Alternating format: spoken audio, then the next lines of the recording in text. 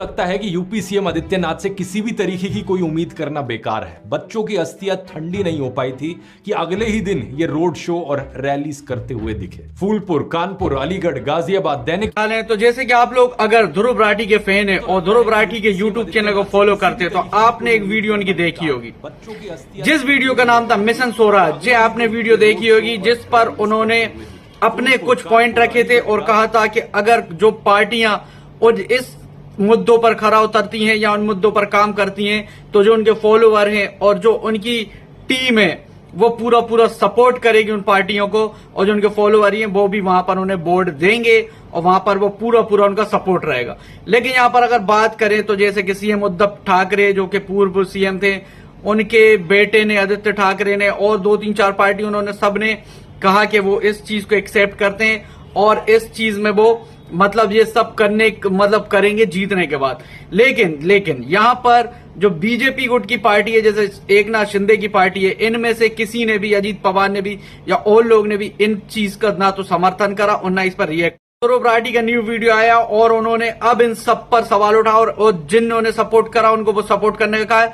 और उन्होंने जो यूपी के सीएम है, सीएम योगी आदित्यनाथ, उनको भी एक्सपोज करने की कोशिश की है। उनके उस कांड पर भी बताया है कि जब मतलब कोरोना हुआ था और जब बच्चों का जब आपको पता ही एक बहुत बड़ा कांड हुआ था बच्चों का गैस पे से, उस पे भी उन्होंने उन्हें एक्सपोज करने की कोशिश की है और क्या क्या सवाल उठाए और क्या क्या कहा है। तो सबसे पहले आप ये उनका पूरा वीडियो देख लीजिए ध्रुव राठी का। अगर आपने नहीं देखा वैसे तो आपने देख लिया होगा, लेकिन आप जो उनके पॉइंट देख सकते हैं, जो देख लीजिए। 2 दिन पहले एक खबर आई, उत्तर प्रदेश में झांसी के एक सरकारी अस्पताल में 10 नवजात शिशुओं की, न्यूबॉर्न बेबीज की आग में जलकर मौत हो गई।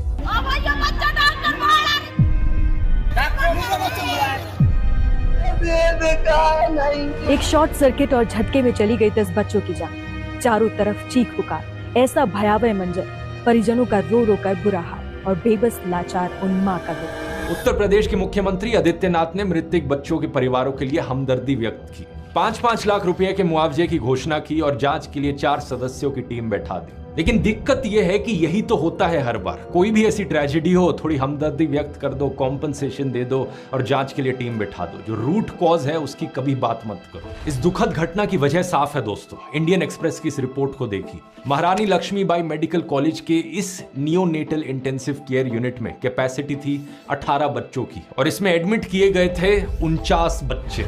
इंडिया टुडे की रिपोर्ट में सोर्सेज के हवाले से बताया गया कि इलेक्ट्रिकल ओवरलोड की वजह से शायद शॉर्ट सर्किट हुआ हो, जिसकी वजह से यह आग लगी। एक सीनियर एडमिनिस्ट्रेटिव ऑफिशियल ने बताया कि उस वार्ड के सीसीटीवी फुटेज में दिखा कि इक्विपमेंट में इलेक्ट्रिकल स्पार्क हुआ और आग लग गई। एबीपी न्यूज की न्यूज रिपोर्ट बताती है कि आग ऑक्सीजन कॉन्सेंट्रेटर में लगी थी। सोनू और संजना का 11 दिन पहले बच्चा हुआ था। क्योंकि बच्चा प्रीमेच्योर पैदा हुआ था, रेस्पिरेटरी इश्यूज के लिए उसका इलाज चल रहा था इस हॉस्पिटल में, और फिर आग लगी और इनके बच्चे की मृत्यु हो गई। जलाऊं की संतोष देवी की मृत बच्चे की पहचान शनिवार को ही हो सकी। सोचिए कि किस तरीके से उस मां ने पूरी रात गुजारी होगी। याकूब और नजमा की आंखों से आंसू सूख नहीं पा रहे। जुड़वा बेटियां हुई थी इनकी, दोनों आग में जलकर मारी गई। हालांकि अपनी बेटियों को नहीं बचा पाए, लेकिन याकूब ने खिड़की तोड़ी और जितने बच्चों को बचा सकते थे उन्होंने बचाया। टाइम्स ऑफ इंडिया में ये खबर छपी है, लेकिन मुझे लगता है इन्हें नहीं छापनी चाहिए थी, क्योंकि मुझे डर है जैसे बच्चों को बचाने वाले डॉक्टर कफील खान को जेल में डाल दिया गया था, कहीं याकूब के साथ भी वैसा ही ना किया जाए। असल में बात क्या है ना, हमारे देश में ऐसे कई नेता हैं जिनके दिलों में नफरत कूट कूट कर भरी है। हॉस्पिटल स्टाफ ने बच्चों को बचाने के बहुत एफर्ट्स किए। ऐसा करते हुए एक फीमेल स्टाफ मेंबर के कपड़ों में आग लग गई थी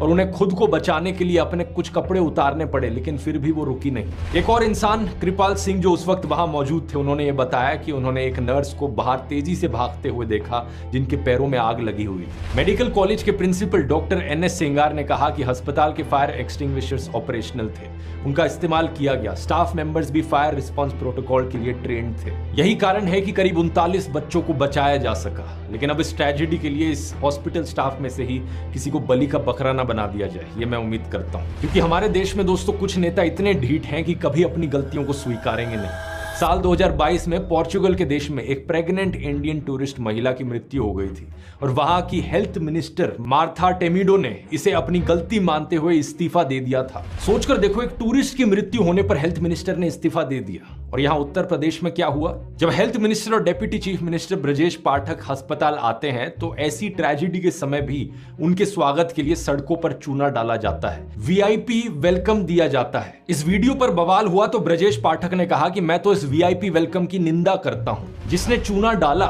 उसे पहचाना जाए और उसके खिलाफ कार्रवाई की जाए। मतलब सोचकर देखो अब इन बेचारे लोगों की क्या गलती जो वहां पर चूना डाल रहे थे। क्या वो बंदा जो इनका वीआईपी वेलकम कर रहा था वो अपनी मर्जी से कर रहा था? मंत्री जी, पूरे राज्य में किसी को शौक नहीं होगा आपको वीआईपी वेलकम करने का, और अगर आपको इतनी ही निंदा करनी है वीआईपी वेलकम की तो अपने चीफ मिनिस्टर आदित्यनाथ को कहकर एक ऑर्डर पास करवा दो कि पूरे स्टेट में, पूरे उत्तर प्रदेश में सारे वीआईपी वेलकम बंद किए जाए। आपको चैलेंज दे रहा हूं, इंतजार रहेगा ऐसे ऑर्डर पास होने का। हालांकि मुझे तो लगता है कि यूपी सीएम आदित्यनाथ से किसी भी तरीके की कोई उम्मीद करना बेकार है। बच्चों की अस्थियां ठंडी नहीं हो पाई थी कि अगले ही दिन ये रोड शो और रैलीज करते हुए दिखे। फूलपुर, कानपुर, अलीगढ़, गाजियाबाद, दैनिक भास्कर की न्यूज हेडलाइन देखिए। कानपुर में योगी का 2 किलोमीटर लंबा रोड शो, रथ के आगे समर्थकों ने डांस किया और सीएम मुस्कुराए, बोले बटोगे तो कटोगे।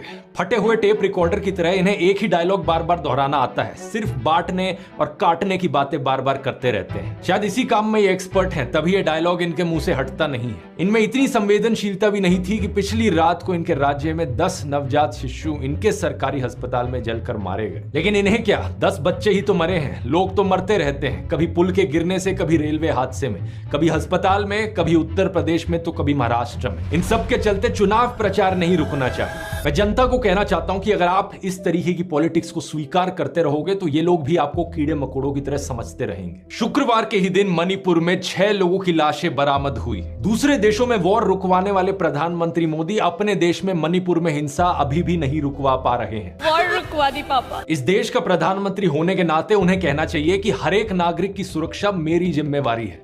लेकिन वो क्या कहते हैं? वो कहते हैं हम एक रहेंगे तो सेफ रहेंगे।